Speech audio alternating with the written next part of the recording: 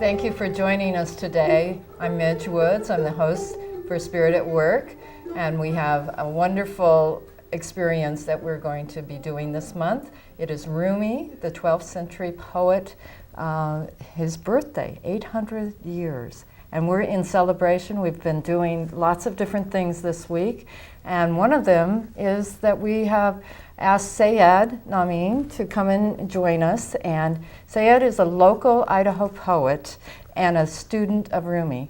He was born in Persia, and he's been studying Rumi for his entire life and has been translating it. I met Sayed about 5 years ago in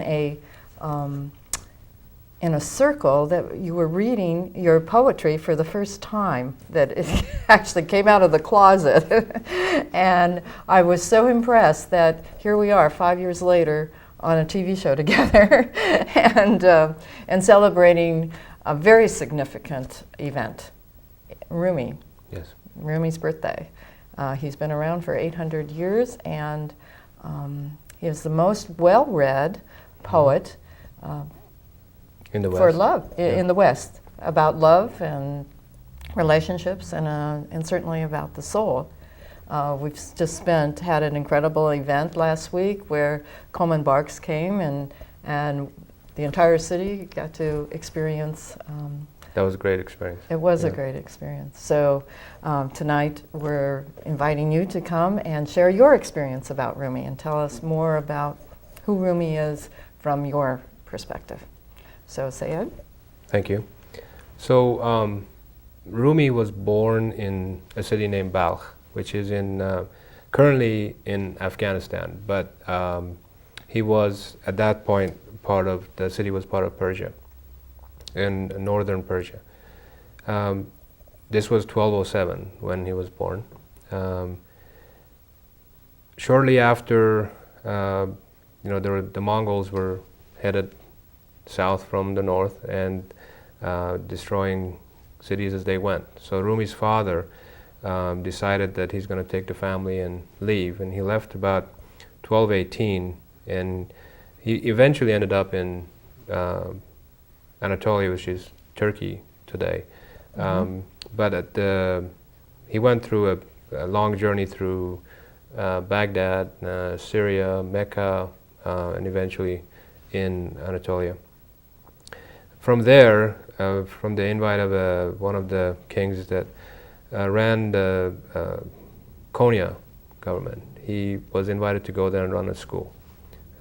Rumi's father was a Sufi master. And so to make this clear at the time, Sufi masters were basically teaching Islamic religion at the same time with a mystic twist, which sometimes got him in trouble because their view of how to see God was different than how the fundamentalists of the religion wanted to see it. And I think we see that. So we have a mystic. A mystic. And then we have this mass right. religion. Exactly. Okay. And I think that's true pretty much in Judaism, in Christianity. The mystics are this, sliver that either is seen as those that don't really understand this religion, or they are, heretics, blasphemous, and so on. Or there could be revered as the elite. As the elite, but not by the majority follower of that religion. So in this case, Rumi was actually not really into the mystic understanding, spirituality, till his father passed away. And another person came in and became his teacher. He was studying under him for a while, then he traveled to Syria and other places to actually meet other Sufi masters.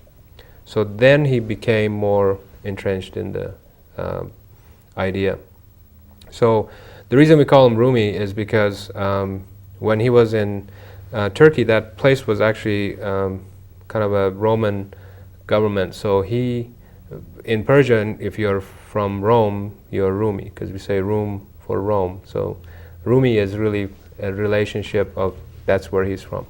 But most people here also in the Sufi sects call him Mawlana, which is Arabic for Persian word Mawlana, which means Lord. The kind of an honorific way of referring to some teacher at a high level. Okay, so what is Rumi's actual name? Rumi's actual name is Jalaluddin Muhammad. So some people also call him Balkhi or Balki, how we pronounce it here, because he was born there. In the old days, if you were from a city, you referred to your last name became that.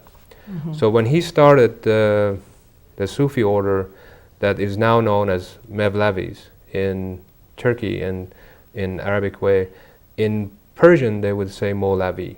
So we refer to him as Mawlavi, not Rumi or Jalaluddin Muhammad. We call him Mawlavi. Mawlavi. So, okay. Anyway, after the death of his teacher, he became the sole teacher of the school till Shams showed up. And if you have studied Rumi, you know that Shams played a very important role in Rumi's life. Shams was, in a way, his teacher, his main teacher of spirituality. There's a lot of stories about how he met Shams.